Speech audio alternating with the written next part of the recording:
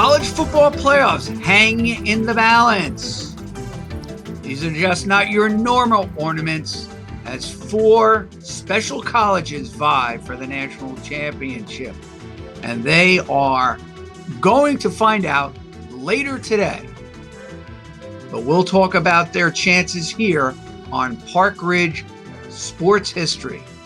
Hi, everyone. Welcome again to another edition of Sports History Park Ridge. I want to thank a special shout out again to Howard Fredericks, who always puts together a masterful job trying to assemble what I send to him, and I really appreciate it.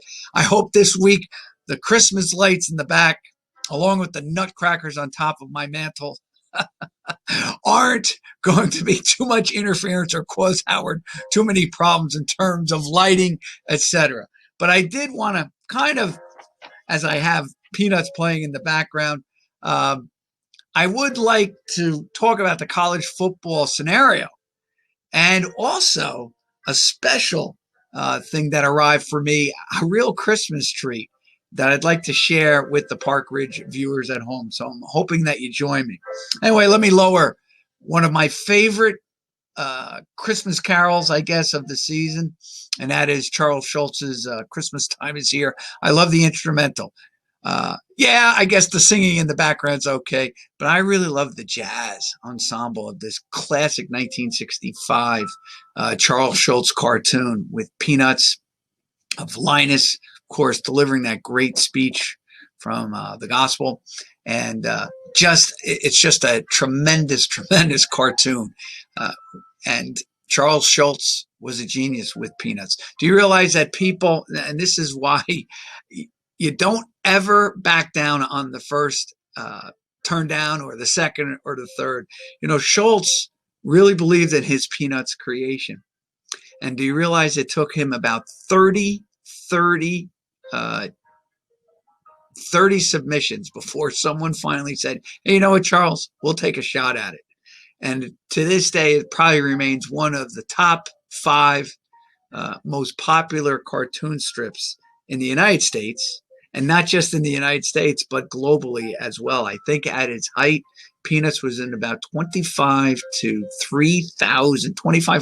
3,000 different newspapers. So Schultz really made a career out of Snoopy and Charlie Brown, Lucy, and of course, Linus. I love Snoopy. I loved when he did the World War II or World War I fighter pilot. I thought that was the best. Him on top of the doghouse, all the rest of it. Anyway, it brings me to my cartoon. I actually have 2 cartoons this week, but this one has to do with any of my big followers of college football, and this is the college football arrangement that the NCAA has made. It's amazing. They started the college football playoffs to stop or to try to get as best they could a playoff system. And one of the reasons why they started to have the playoffs was that they felt that the bowl games aligned themselves too much with the conferences. So it kind of locked in the conferences or the teams in that conference, and it didn't allow, let's say, for that champion from the conference to go out of its contract and play for the national title. So now what do you have? Okay, you have 4 teams that vie in a semifinals finals match, and then all the rest of the bowls have been contracted to the individual conferences. So it's even worse now than it was before. And why I say this, because, well, I'm a little prejudiced. I would love to see a team like Army or a team like Cincinnati or a team like Boise State really get an opportunity to play on the big stage. And that is New Year's Day in the Peach Bowl or the Cotton, etc. I know that those bowl games are reserved, obviously, for the college football playoffs, but also they have the Cotton Bowl when it's not being used for the championship round. And it always goes to either the SEC third place winner versus the ACC fourth place winner, even the Pinstripe Bowl, which has become one of my favorites. And of course, it was canceled this year. I really thought that was going to be a great, and it is. It's one of my favorite bowls, but it always matches the Big Ten versus the ACC. The only reason that's made it fun is the fact that there's some Eastern teams like Boston College and Syracuse that have joined with the ACC. But I love it because it's played in the mud. And for a few years there, we've had snowstorms during the Pinstripe Bowl. It's played in the best venue of all college sports, and that is Yankee Stadium. I know it's not the best place to watch a game, but in terms of tradition and the whole college ball legends and mythology and history of the game itself, I mean, so you have it, and the romance of the game. There's nothing like Yankee Stadium. I mean, think about the great teams that have played there. We were just talking yesterday the fact that Notre Dame and Army, for example, have played in all the venues in the metropolitan area, and that includes Ebbets Field and the Polo Grounds and Shea Stadium, both of those. And when the Pinstripe Bowl came around, I was saying to myself, oh man, that would be a lot of fun if they would just bring in just two random teams. But unfortunately, with all these contracts and all these alignments, now they're fixed with the Big Ten and the ACC. And it's kind of a shame because there have been some classic games, yes, with those particular schools or those particular conferences. But, it would just be fun to have, I don't know, a Boise State come in and play if it was Iowa or something else, because they don't normally get those games scheduled because the big boys don't want to schedule a team like Boise State. They're afraid of them. Anyway, let's get back to the four that will probably be playing. Obviously, in my cartoon, I have Alabama. I think that's pretty much a no-brainer, 11-0. I think right now Alabama is you could almost give them a reserve ticket every year under Saban, Nick Saban, for the college football playoffs. They're just head over heels, just so far ahead of every other team, not just in the SEC, but probably in all of college football. Now, I know LSU fans are going to get all over me, and Clemson fans likewise. Actually, I put Clemson in the same realm as Alabama, maybe just a notch below because they haven't kind of been doing it for as long as Alabama. But let's face it, for the last decade, maybe even longer, it's been all about Alabama. Yes, they haven't had, let's say, the lights out team like last year where LSU was just unbelievable. I've actually stated that Heisman Trophy winner, Joe Burrow, probably had the quintessential greatest season of any quarterback in college. His team went 15-0. They won the national title from a big-time school, obviously. But not only that, but in all the big games against the big teams, Burrow was lights out. So it wasn't like he was building his stats against the Little Sisters of the Poor or, Appalachian. Well, I shouldn't say Appalachian State. I'm going to get a lot of Mountaineer fans upset with me. But you know what I mean. He didn't get him with he didn't build up his stats against the lower tier teams. He was just lights out against the Alabamas, the Clemsons, all the rest of it. So I have stated that I think Burrow had if you ever thought about a quintessential year of just where everything just broke your way, hey, you couldn't have a better year than LSU's Burrow last year. But let's just talk about this because Alabama, I think, with their big win over Florida, who gave them a game last night, they may be up and coming. Got a good coach in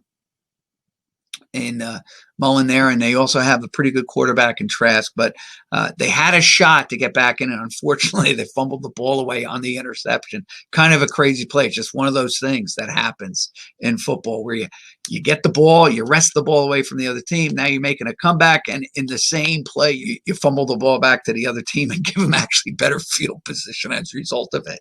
Kind of crazy. Clemson, of course, I think Clemson, really, what Trevor Lawrence did last night was nail down not just the number 2 seed or the number 2 spot in the top 25, but also I think Lawrence probably flat out won the Heisman Trophy last night. And for anyone who thought, well, Clemson lost that game, he wasn't in the game. And against probably the best competition Clemson saw all year in the ACC, Notre Dame was never in the game. I know they were up 3-0, but as soon as it was 17-3, it might as well have been 50-3 or 60-3, because you just knew. And I'm a Notre Dame fan. I knew they weren't coming back from that. I knew they had to almost take a big lead, let's say by 3 scores, and just hold on for dear life. Once again, I call it the curse of the peacock. Now, I'm going to have to come back a little bit on that, because I think Notre Dame is going to get the 4th spot. But I'm going to have to come back on that, and I have to put an asterisk with the curse of the peacock. It's up there right now with the GOAT for the Chicago Cubs, and that is this. Do you realize that the last time Notre Dame won a national championship was 1988? It right now is the longest span of time that Notre Dame has gone between national titles.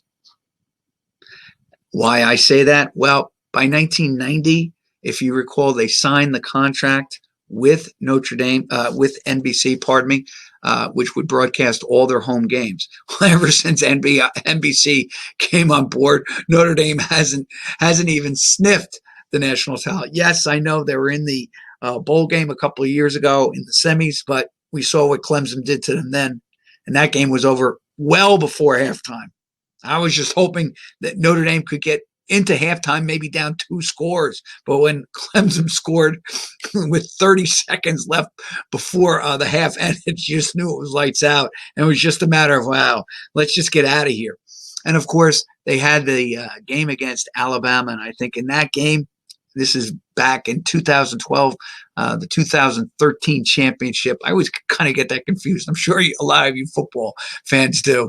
When it's bowl day 1968, you're saying, all right, 68 season, but it really has to do with the 67 season. So I thank God I'm not your accountant, nor do I want to be. Anyway, though, Notre Dame played Alabama that year after the 2012 season. That was the Mantel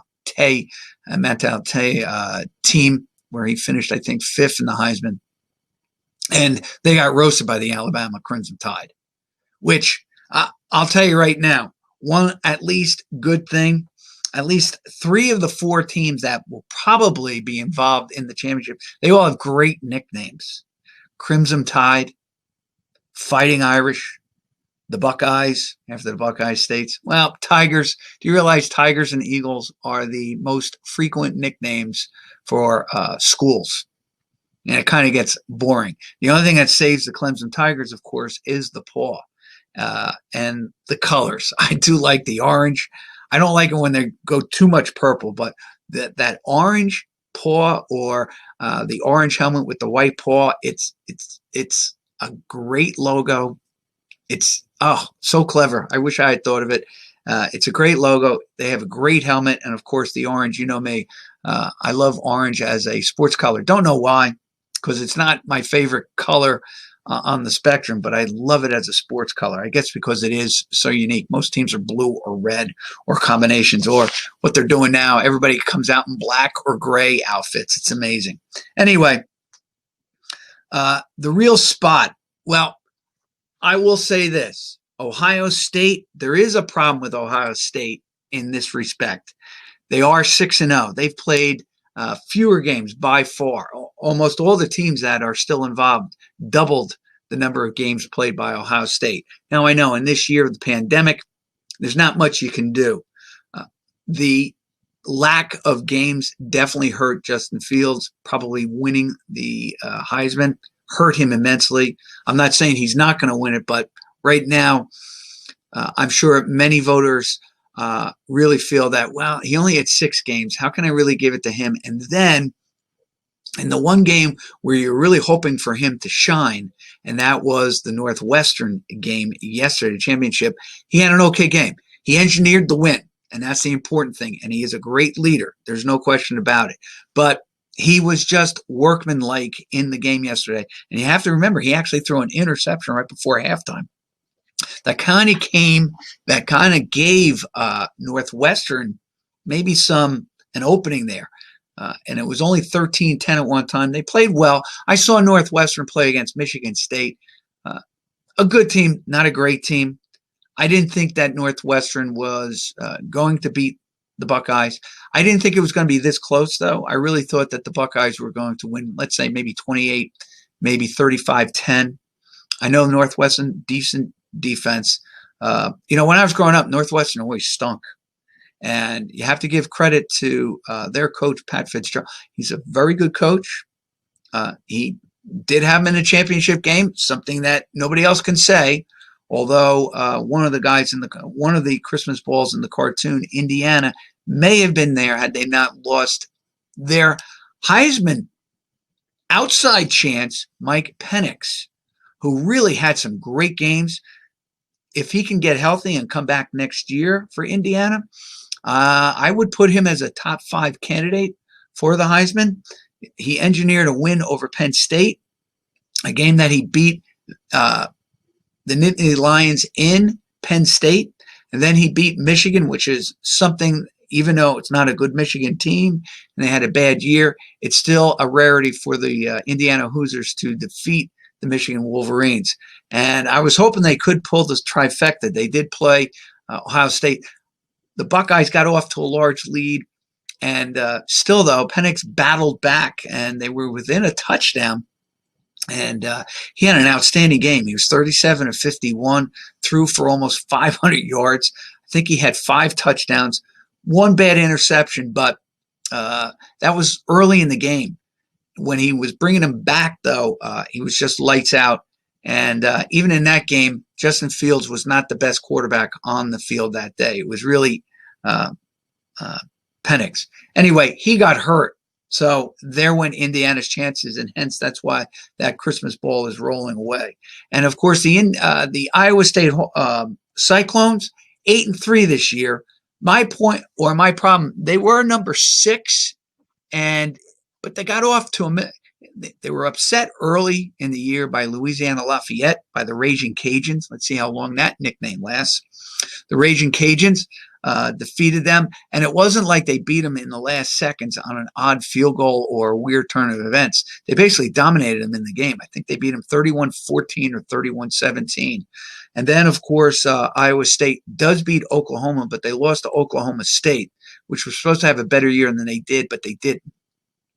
And then, of course, Iowa State loses in the championship game. I was pulling for them because it would have been fun to see them win. They hadn't won what they used to call the Big 8, and now they're the Big 12 -1 when you think about it. But they haven't won it in over 100 years. So I was hoping for the Cyclones there, but alas, they didn't win. So they eliminated themselves. Oklahoma had 2 early losses. I don't see them getting into it as well. The other team that may be squawking, and this is the thing. So you have pretty much Alabama fixed number 1. I think Clemson will actually move up to number 2, even with the loss, because they do lose to Notre Dame. But they lost at South Bend. And Trevor Lawrence didn't play in the game. He was not injured, but he was out because of COVID. They will probably be number 2 simply because of this. Ohio State only played 6 games. So I can't see them leapfrogging over Clemson, especially after Clemson beat a good, not great Notre Dame team, which was unbeaten when Clemson defeats them, like Notre Dame beat Clemson back in November. And I think that's where this is really going to help Notre Dame. And that is Notre Dame did beat or played 3 teams that were ranked. They beat North Carolina, which was supposed to, I thought, was going to have a better season than they actually did. So pretty good offense. They played Notre Dame in their home place in North Carolina, but did get off to an early lead against Notre Dame, but their defense locked down on the Tar Heels.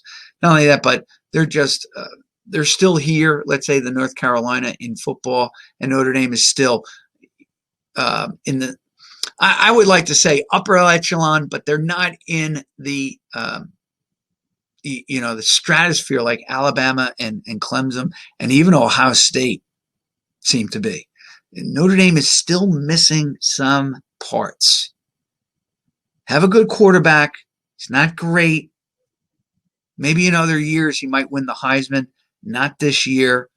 I thought he had a chance yesterday maybe to win and maybe jump over, only if either they lost 31-30 in the last seconds, maybe Book beats Trevor Lawrence for the Heisman, or obviously had he engineered not one but two wins and then beat Trevor Lawrence in head-to-head. I know a lot of fans will say, no, these guys don't go out head-to-head, but we know how the quarterbacks work, right? They're seen as starting pitchers in football. So Book had a shot, didn't have a bad game, but when you're down 17-3, your numbers are going to be a little inflated, especially when it was almost Clemson said, well, we have a big enough lead. Let's just get the game over with. And of course, they give you a little yardage so you can, build up your stats. So he had a pretty good game. He had a nice season, Book. And I thought maybe there was a Heisman in his career. Of course, though, Notre Dame seemed to come up short a couple of times. But here's the deal. They still had a better season. And probably in all, the formula for success for the college football is probably going to work in Notre Dame's favor and not in Texas A&M's favor. And the reason being is this. Texas A&M, you have to remember this is all about politics. And Texas A&M is in the Southeast Conference. Texas A&M is another in the same region as Alabama and Clemson. Notre Dame has a national following. It doesn't have a local or regional. It has and I'd even say maybe a global following. There are probably still out there many Subway, Irish Subway fans, as we used to call them. In fact, as I always state, they used to play in Yankee Stadium. It was well designed by Knute Rockne that he would take his show on the road, and that was to promote and increase Notre Dame's prestige, make them always about the headlines. It was really a great marketing genius strategy by Knute Rockne, and then it was carried over by the successors and by Notre Dame. So they would play in all different venues, and this was for their Subway fans. And of course, you got one right here because, as I stated, my first college game was Notre Dame Army back in '69 at Yankee Stadium. And had Notre Dame not done that, I probably would never have been able to see Notre Dame play up close and personal, as Rune Arledge would say, or as he would create. Anyway, Notre Dame, though, has the national following. They're from a different region. Yes, they were, quote unquote, a member of the ACC. It'll be interesting to see what happens next year. So now you have two from the Midwest and more than likely two from the South, although you would consider Clemson part of the Atlantic South, and of course, probably Alabama, deep South, of course, the SEC, the preeminent football conference in the country. And as I said, even though Notre Dame is from the Midwest, they're a little bit different. They're kind of like the Yankees.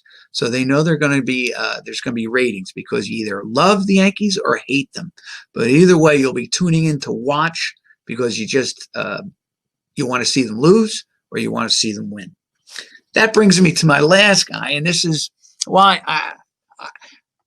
being a Notre Dame fan, probably the fact that they are so popular still. Well, I shouldn't even say so popular still, but they still have many fans embedded in college football. My worry with Notre Dame right now, being a partisan fan of them, is that they are not cultivating the young fans to root for them, simply because they haven't been a factor in the championships. I mean, 2 appearances in 30 years. That's what NBC has gotten out of Notre Dame. And Texas A&M, as I said, their 2 losses this year came, and this is why they won't get in. Their 2 losses came against Florida and Alabama. They weren't in the Alabama game.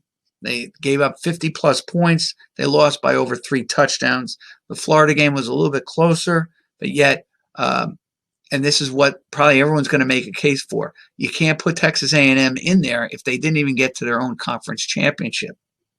And the two teams that did get there beat Texas A&M quite handily. Then I was looking at statistically, and again, I know that this is kind of a weird year, obviously.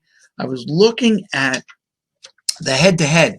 Do you realize that Texas A&M only played two teams that were either 500 or above 500? One of them, Auburn, finished 6-4. Good program, having an off year, but it was so bad they fired their coach, Malzone. Got fired. He is now on the unemployment line, but he's making $21 million, and he can still collect unemployment. That was one of when they got rid of him, one of the agreements. That's some golden parachute that he got $21 million. I think it makes him the second highest salaried person in the state of Alabama. So Auburn is going to reboot and rebuild and resurrect their program. It's tough, to be fair to the coach. It's tough building in the state where you're really the second sister, and always will be. It's always Alabama and then Auburn. I know Auburn fans are like, no, that's not true. But really, it really is Alabama and then Auburn. Really, really difficult to do. But the overall record of the teams that they played, they were 22-47. And some of the teams that they included they didn't even play Georgia. They might even have a little bit more legitimacy had they played and maybe beat a good, not great Georgia team. All right. You played Vanderbilt. Now, Vanderbilt's big deal was what I talked about last week, and that was Sarah Fuller making a debut as the first woman football player in a Power 5 conference. It was with Vanderbilt, and I told you, I was hoping she'd onside the kick, but she didn't even kick it through the uprights. It was kind of a low skidding kick in a game that really didn't matter. Everybody wanted to see her foot, and pardon me, I put my foot in my mouth. I called her a defensive player or a regular, a soccer player. She was the goalie on the Vanderbilt team, so my mistake on that. But the team, here's what the records were: 0-9, 3-7, 3-7, 2-8, 5-5, 6-4, and 3-7. They played both Mississippi State and Ole Miss. I believe they played Missouri. I think they were the 5-5 team. I told you they played Auburn. I think they played obviously Vanderbilt. I think they played Kentucky. And one other team they played, it was Tennessee. Tennessee was 3-7 in a rebuild. And yes, normally Tennessee's pretty competitive. They've had their years, but not this year. Conversely, Notre Dame, even though all their teams are under most of the teams were under 500.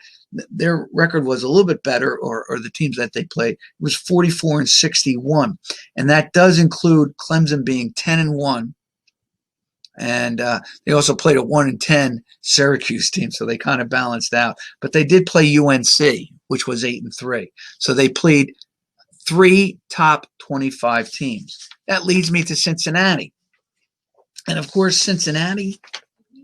Here they are. Cincinnati, and I guess I'd love to throw Cincinnati's hat into the ring and say, you know what?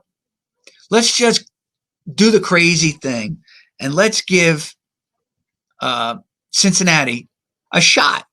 Now, they're not in the big boy club. They're in the AAC, the American Athletic Conference. It's the one that has Houston, Memphis, and all the rest of it. But they did face, technically, they do face 3 top 25 teams. Yes, among them is Army. They pretty much manhandled Army in that game. Army's only touchdown was on defense. The defensive back scooped up a fumble and scored to give Army an early lead. But they were never really in the game. But you can't knock Cincinnati for the schedule, because everybody makes these schedules ahead of time, 5-10 years down the road, so you don't know where a certain program is going to be. That being said, and everything falling in place, they do play 3 teams that were in the top 25 at one point. One of them was, aside from Army, they play number 16 SMU. And you can actually argue when they defeat SMU was, I believe, undefeated at the time, and then they just tanked. So you could say that Cincinnati ended any chance of SMU maybe being a player or getting to a bigger bowl game this year with their win over the Mustangs. And of course, SMU, you can't tell me that the teams from Texas or the old Southwest Conference teams don't mind seeing them get beat, since they were given the death penalty when they were way back in the Southwest Conference. That team had the Pony Express with Eric Dickerson and Craig James, and finished, I believe, number 2 or number 3 in the country because they beat Pitt in a boring Cotton Bowl back in 1983. And that was for the 82 season. See what I'm saying? How confusing all this can be. Anyway, I was just off the top of my head. And again, I have to always stress this. If I'm doing this show, it's like we're at a bar after a softball game and we're talking all things sports, and things just jump at me, or they just all of a sudden they just come into my head. Last thing about Cincinnati here, they also beat Tulsa. Now, Tulsa's not a bad team. I watched them play a couple of times. That game was in the rain last night, so the elements were against both teams. It was fun. It was actually a better game. It was probably, of all the championship games, all the championship games, it was probably the best played, because I also watched the Boise State San Jose game. It was okay. I thought this one was back and forth. Tulsa really gave him a game, but a guy who might get some voting and be in, maybe he might even finish in the top 10. That's how I like to look at it. Anyway, Desmond Ridder is the Cincinnati Bearcat quarterback. Now, probably haven't heard of him. I know that the college football fans who probably watch every game with bated breath, everybody knows who he is. I'm sure Trevor Lawrence knows who he is. I know that probably Ian Book knows who he is, and all the other candidates. There's a couple of guys at Alabama. The only reason I didn't bring up the Alabama guys, 2 reasons. I can't think of their names right now, and I'm not going to go to the computer. But the Alabama guys, it's not a knock against them. It's really this. They have so much talent. They are so deep.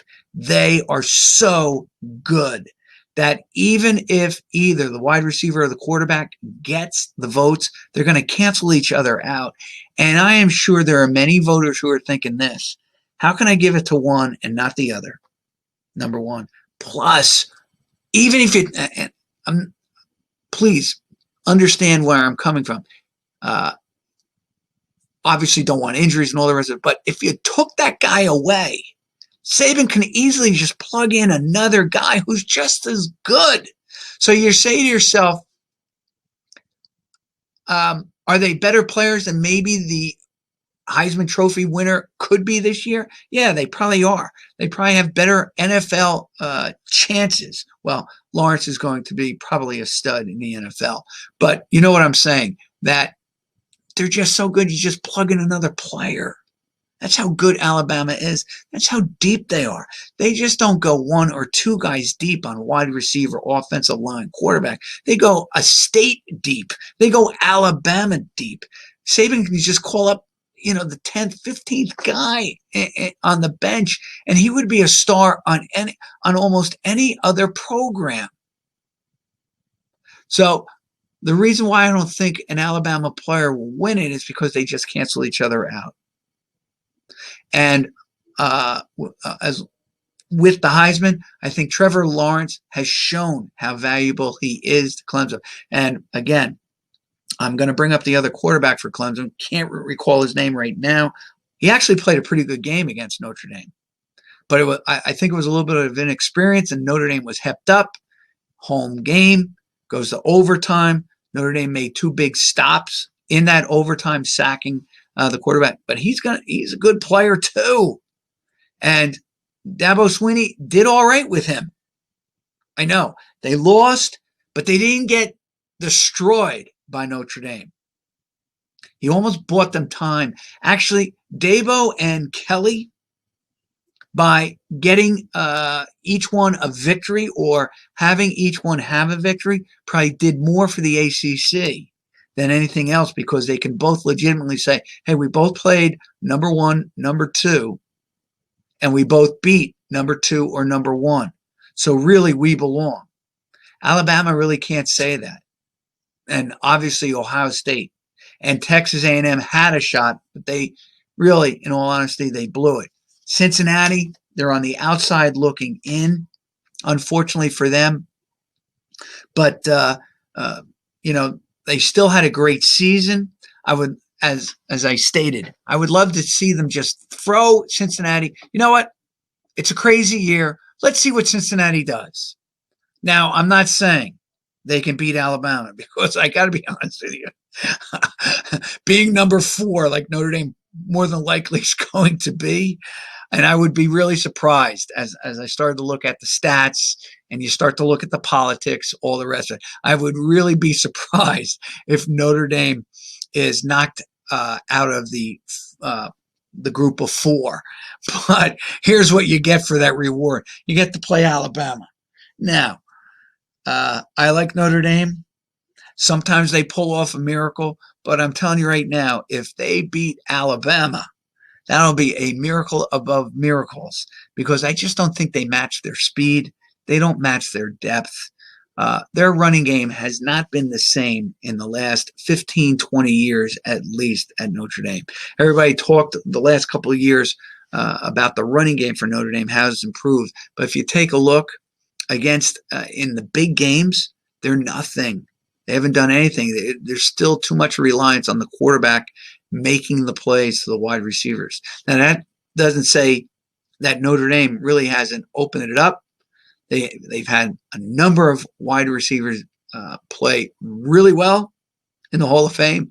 Even one who probably would have been an all-star or Pro Bowler in the Hall of Fame said, you know what, I've had enough of getting knocked around. I'm playing baseball. And that's Jeff Samardzija, who I just loved as a wide receiver. Great hands and big, strong. Probably made the wise decision, playing in baseball and making probably about $60, $70 million in basically a 500 career record career with the Cubs and the Giants, etc. But I just don't see Notre Dame doing anything. As far as Cincinnati, they will probably be playing on New Year's Day. They'll probably get a game like Cincinnati, Iowa. There's a real good game for you. What would be fun if they said, Cincinnati, let's see, we'll play. Well, if it goes 1, 2, 3, 4, 5, 6, obviously Cincinnati would probably play Texas A&M. Not a bad game. It's not something I'm drooling to see or would really love to see, but then again, I'll probably watch it or tune into it. The college football playoffs, though, this year, I would love to see them really change it. Maybe it should go to 8. They'll never get rid of the conference championships. There's just too much money involved. I don't see them expanding it more than 8, simply because of time and the expense. But I also say this, with the college playoffs, you could easily get 16 teams in and use these woebegone bowl games that are named after sponsors. I mean, I'm waiting for the day that Sam Drucker has a bowl game, from Green Acres, the Drucker's General Store bowl game. Wouldn't that be great? It's better than some of these. The Idaho State potato game.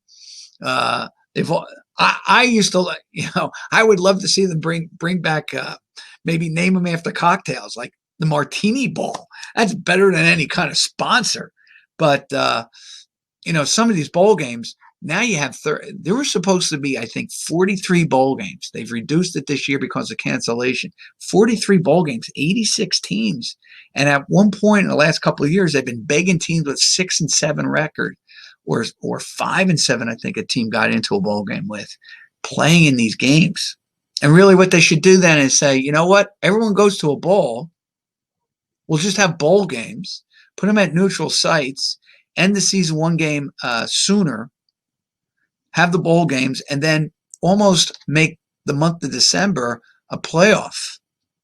You could do that and then end all the games on January 1st or, the weekend of, let's say, New Year's Day, something like that. It would be interesting.